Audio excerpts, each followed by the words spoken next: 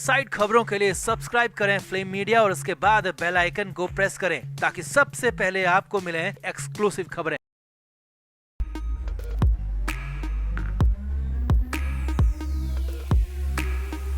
स्वर कोकिला लता मंगेशकर ने 92 साल की उम्र में इस दुनिया को अलविदा कह दिया। मुंबई के ब्रीच कैंडी अस्पताल में 6 फरवरी की सुबह उन्होंने अंतिम सांस ली, जहां कोरोना से संक्रमित होने के बाद उन्हें भर्ती किया गया था। लता मंगेशकर के निधन से पूरे देश में शोक की लहर है।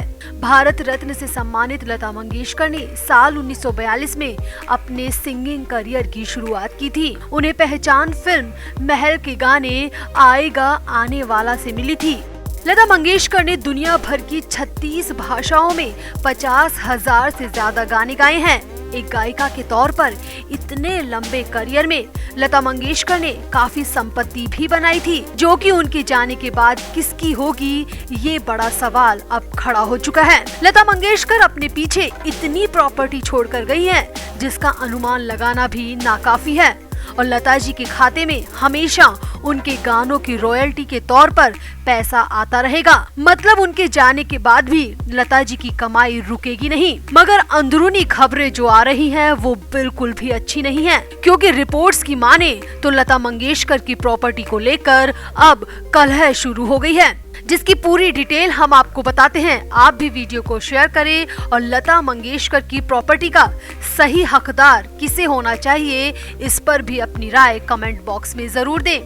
तो TrustedNetWorth.com की एक रिपोर्ट की माने तो लता मंगेशकर की कुल प्रॉपर्टी करीब 50 मिलियन अमेरिकी डॉलर के आसपास है, जो कि भारतीय रुपयों में तकरीबन 370 करोड़ रुपए होती है। ये तो वो प्रॉपर्टी है जो कि लता जी ने अपनी गायकी से कमाई। इसके अलावा लता जी की अधिकांश कमाई उनकी गानों की रॉयल्टी और उनके निवेश से आती है, जो कि उनके जाने के बाद भी जारी रहेगी। लता मंगेशकर ने पहली बार मराठी फिल्म कितनी हसाल के लिए गाना गाया था। हालांकि उनका पहला गाना कभी रिलीज नहीं हुआ।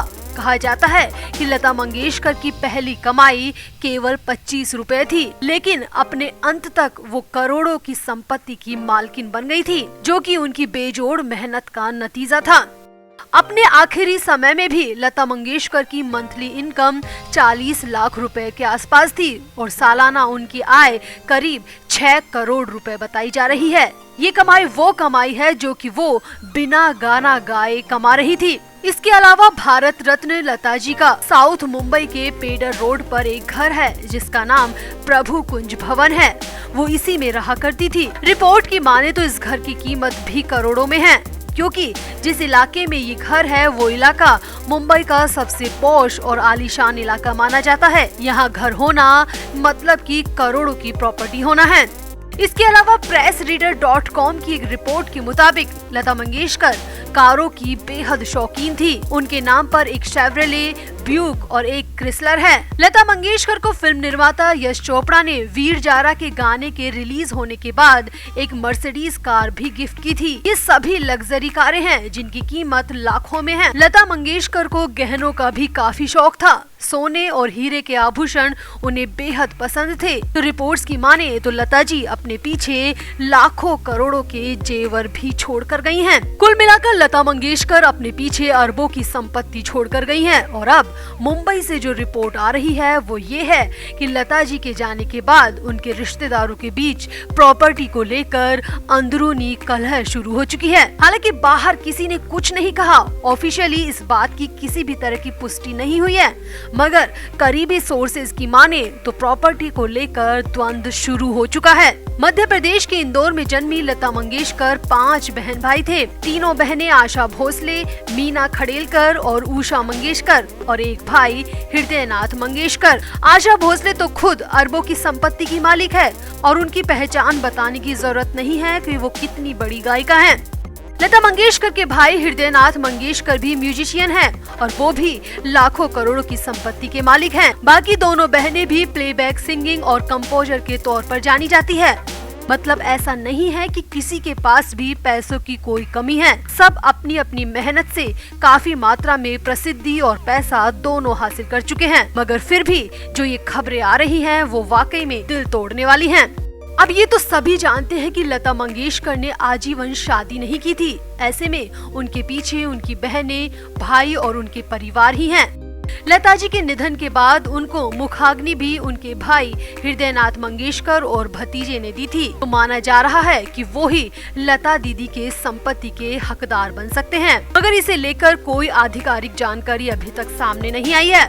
वैसे कानून के जानकारों की माने तो हो सकता है कि लता मंगेशकर किसी तरह की विल भी बनाकर गई हो, और अगर वसीयतनामा वो बनाकर गई हैं, तो उसी के आधार पर उनकी प्रॉपर्टी की दशा और दिशा दोनों तय होगी। अब लता दीदी को गए महज 3 दिन हुए हैं। संगीत की दुनिया में सूनापन आ चुका है। ऐसे में उनकी प्रॉपर्टी को लेकर आ रही कलह की खबरें वाकई में दिल चीर देने वाली है, जहां पूरा विश्व लता जी के निधन को संगीत जगत के लिए त्रासदी की तरह देख रहा है।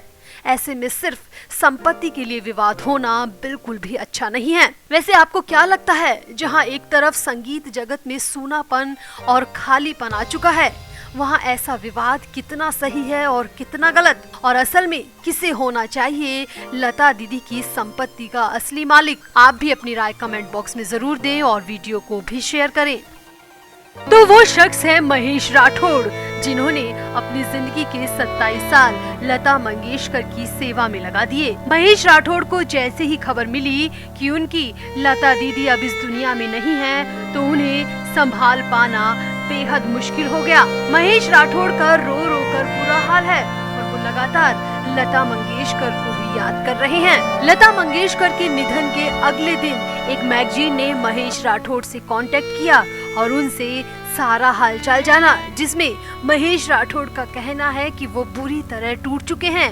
ऐसा लग रहा है कि वो इस दुनिया में अकेले पड़ गए हैं। आपको बता दें, महेश राठौड़ अमरेली के मोरंगी गांव के रहने वाले थे। लता मंगेशकर महेश राठौड़ को अपना भाई मानती थी और साल 2001 से उन्हें राखी भी बांधती आ रही थी। महेश अब ये सोच कर रोए जा रहे हैं कि अब उनकी लता दीदी कभी वापस नहीं आएंगी, उनकी सुरीली आवाज कभी सुनने को नहीं मिलेगी और उनकी कलाई हमेशा के लिए सूनी रह जाएगी। अब उन्हें कभी भी अपनी लता दीदी को देखने का मौका नहीं मिलेगा। और ये बात सोच सोच कर महेश राठौड़ इस इंटरव्यू में कई बार रो पड़े। यहाँ आपको बता दें, महेश राठौड़ साल 1995 में अपना घर छोड़कर मुंबई आ गए थे। यहाँ वह अपने काम के लिए तलाश करने में लगे। एक दिन जब वो एक मंदिर के पास बैठे थे, तो एक आदमी ने उनसे आकर कहा कि लता मंगेशकर के घर में एक वैकेंसी है। ये सुनकर महेश राठौड़ को लगा शायद उनके ग्रामीण परिवेश की वजह से उनका मजाक उड़ा रहे हैं। खैर, महेश राठौड़ जैसे तैसे लता मंगेशकर के घर तक पहुँचे और फिर हमेशा के लिए यहीं के होकर रह गए। धीरे धीरे महेश राठौड़ ने लता मंगेशकर के दिल में अपनी जगह बना ली।